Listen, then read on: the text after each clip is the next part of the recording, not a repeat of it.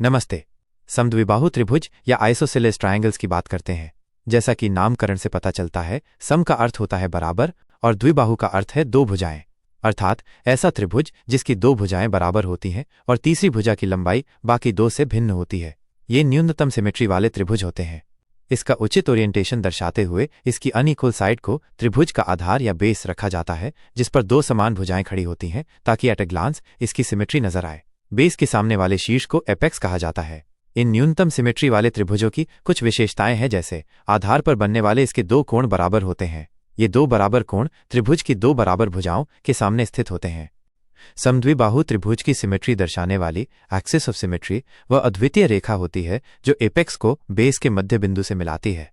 ये रेखा त्रिभुज को दो कॉन्ग्रुएंट ट्रायंगल्स में बांटती है जो एक दूसरे की मिरर इमेज जैसे होते हैं, और इस रेखा पर त्रिभुज को परफेक्टली फोल्ड किया जा सकता है।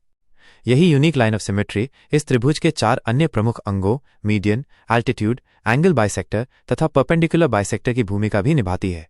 ध्यान रहे, आमतौर पर किसी विषमबाहु या स्केलीन ट्रायंगल में ये चारों रेखाएं अर्थात मीडियन, एल्टीट्यूड, एंगल बाइसेक्टर तथा परपेंडिकुलर बाइसेक्टर अलग अलग या नॉन कोइंसिडेंट होते हैं।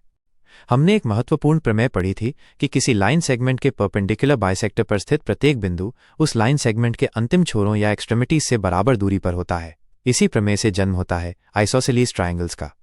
कुछ एक रोचक तथ्य सुनाते हुए कंक्लूड करना चाहूंगा कि 36, 72 और 72 डिग्री के कोणों वाले आइसोसेलेस ट्रायंगल की असमान भुजाओं का अनुपात गोल्डन रेशियो के बराबर होता है। आइसोसेलेस राइट एंगल ट्रायंगल जिसके कोण 45, 45 और 90 डिग्री होते हैं, उसकी असमान भुजाओं का अनुपात √2 के बराबर होता है। ऑडियो क्लिप सुनने के लिए धन्यवाद।